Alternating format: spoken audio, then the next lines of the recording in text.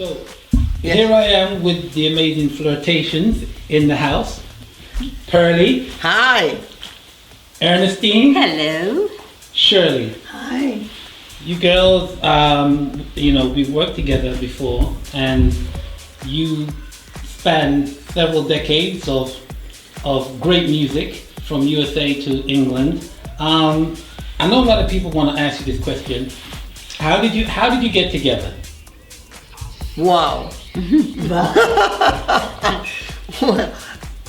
We came together because I knew Ernestine and Shirley's sister, and she was asking me what was I doing, and I told her I was singing in a nightclub in New York. And then she said, I sing, my sisters and I, we sing. Matter of fact, we're going into Manhattan next week. Would you like to come with us? And that's how I met them. We went on the train, that wonderful train into Manhattan, and met, was Randy the manager then? Randall Stewart, yeah. Was your manager then? Yeah, Randall Stewart at the Fiestas, and that was it. So was it love at first sight, or was it like, how did you guys click straight away? Because I work with Doc, and I clicked with Doc like that. Just like that, yeah. Did you guys click like that? I think we did, yeah. Yes, we did. Because when Vi first met my sister Betty, they were good friends before she introduced us to, No, only about a week. Well, good friends. They acted like the best had known friends, each other, forever. Yeah. And when we met, I thought it was a good fit, the four of us. Right. So You span music from when I would say it was at its in many different peaks, because black music has gone up, it's dipped, it's gone up, it's dipped. People remember the great Motown days, and you were kind of created with an idea of challenging that Motown domination. Was it the Supremes? The Supremes. The Supremes, yes. Right. What did you think of the Supremes, and what did you think about the fact that you were there to challenge them? Also the 3 Degrees. And the 3 Degrees. They were later. yeah, they were later, But no. I'm gonna say how we felt, how I felt that the management department, it was a challenge for them. They wanted to do it. They wanted to come up against Motown. And Randy and Ray Evans, they were great partnership together, and they had great ideas, and they worked with J.J. Jackson. Jackson, yeah, who wrote fantastic songs, and from that point of view, yeah, and that was the only level of coming up against Motown. It was. We were different. We looked different. We weren't Motown in the beginning when they started out with the Supremes. I'm sure I'm fair to say the Supremes were not introduced to the business as 3 black singers. They were introduced as 3 black women that were crossed over to white, because that's where the money was. And that was our competition. We were doing strict R&B, and they were doing pop. Yeah. So they were first catering to American Bandstand and the Ed Sullivan Show. But no, we were coming in and saying, right on, we want to do the Apollo, we want to do the Brooklyn Fox, all that stuff, you see, So it's like different, That's amazing, because, a lot of the times when I go around the world, I interview many great people, and I've worked with you guys over the years, and your voices are amazing. What I wanted to ask you was, do you have a favorite style? Do you have a favorite vibe? That was the first question. And then the second one was, was it a natural balancing act of your tones and whatever, or did you sort it out? I'm going to do this part, or did it just kind of fall into place that, Ernestine would be taking the lead most of the time in certain things, or that's how it seemed? How did that all work out place? Well, when the group first started, I was lead singer, but when Randall Stewart and Ray Evans became our manager, and we started singing songs to be released, my sister Betty, they thought she had the better voice, more commercial voice. So she took the leads on most of the songs. And then after Betty, it was Shirley. So I was sort of pushed back, although if I was the lead singer, I was pushed all the way back to the back. My sister Betty did most of the songs, and then Shirley. So I got to sing one song, and Vi didn't get to sing any. So, you know, we went with it because we didn't know, we thought that he knew better because he was a member of the Fiestas, you know. He did. And he was a successful recording artist, so we went with that, you know. And for as harmonies are concerned, we just sort of fell into the harmonies. We started to sing. Every voice, had its own place. Yeah, we started. So Randall said, Betty sing ABC, and girls sing this, and we just hit it, you know. So I was top, Shirley was middle, and Vi was bottom. So it was a natural thing. The way they have this very unique 3-part harmony. I mean, you can't make that. Yeah. You know, it either works or it doesn't, and it's not about being pitch perfect either. It's about blending, you know, and tone and all these different things. It's a bit of magic that comes together. Yeah. When you guys get together and you start to do your harmonies, it's a different kind of vibe. It's completely different. And what was it like the first time you heard that? Was it like, oh, this is really good, or was it like, you know, or was it like, okay, we expect that to be the case? Or, oh no. I just thought, wow, we sound fab. You know, that's what I thought, because everything had changed around, you know. So I was now singing harmony, and then Vi was a new voice in the mix. So it was completely different, and it sounded fantastic, you know.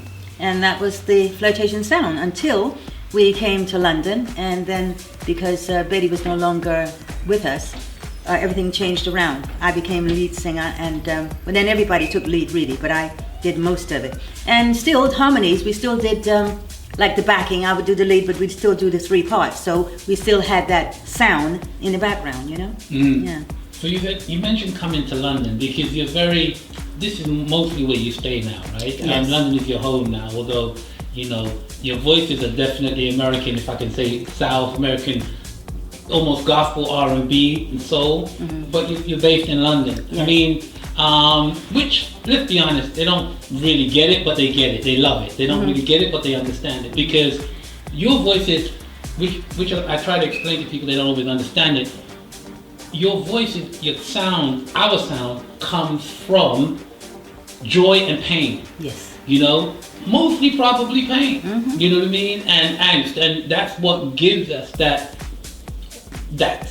soul, that vibe, and that comes from hundreds of years of slavery. Let's get it out there, right? And other things, but it also comes from our culture. You know, back in Africa, we have these voices. We sing when we eat. We sing when we cook. We sing when we don't. We sing everything. When you work. Yeah, we sing when we work. Right? It got us through the day. Absolutely. So now you're in the UK. Now people are getting into the flirts, right? And I think it was Nothing But a Heartache was really your first kind of American cash box hit. Yeah, to kind of kick here, wasn't it? Really, right? And all over Europe. And how did you find that transition? How did you find the people took you here? How did you find England?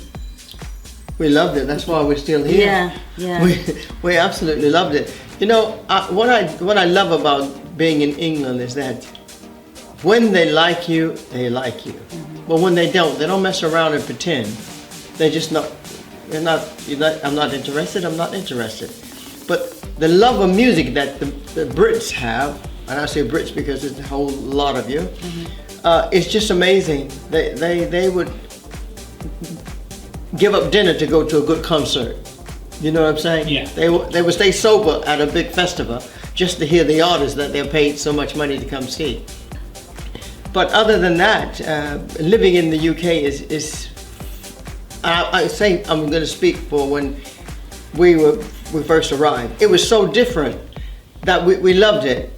We didn't know quite why we loved it. Well, I knew why I loved it, but I don't think that they quite understood. You know, 'cause they were living in New York, and I had just come from Alabama, so I knew why I was here. You understand? So, but other than that, yeah, it was good. People embraced us, and I feel that we delivered.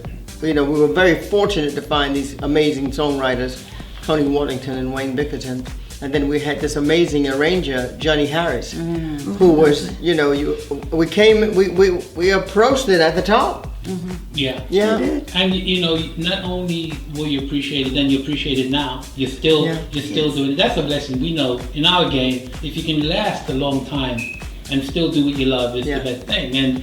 and you know, you've had, there's almost like an alter ego to you, like you're like Simon Templar, and you know, then you've got James Bond, and you know, because there's Pearly Gates, right? There's that whole Pearly Gates thing, which a lot of people don't even know is part of the Flirts. Yeah. You understand what I'm saying to you? It's weird, you know, Pearly Gates, and you know, and then there's Viola Billups.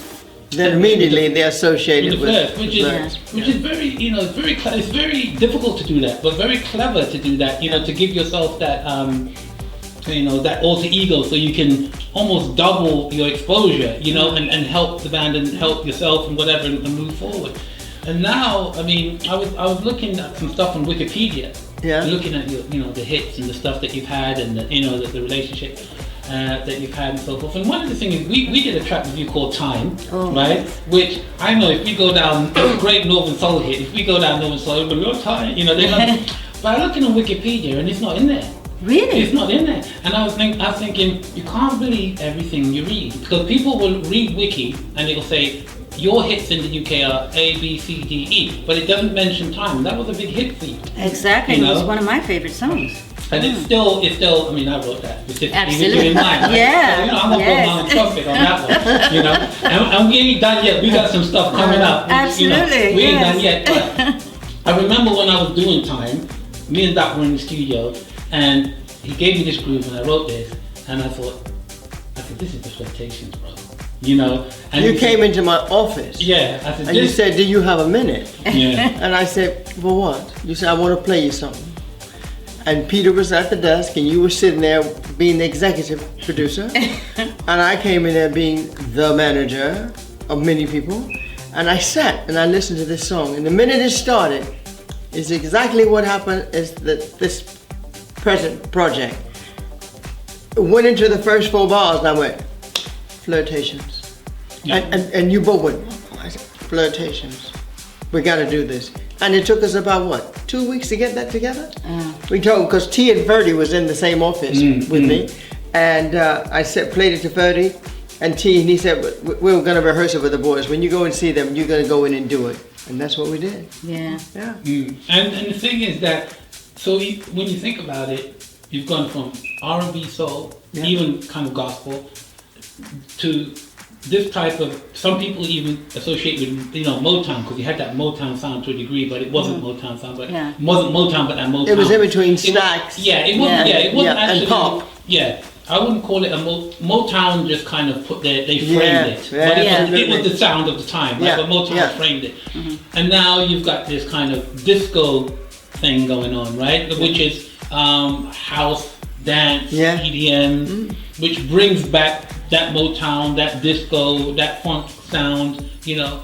I mean, and you're appealing to the young ones again, you know, like you're always appealing to the young ones again, and it's amazing. I mean, where do you see, what would be the ultimate thing for the Flirts, do you think, Shirley? What would you think would be the ultimate thing? I really would like for this song to be a hit, and where we become bigger than what we were before, and other people could enjoy something that we've done for them especially.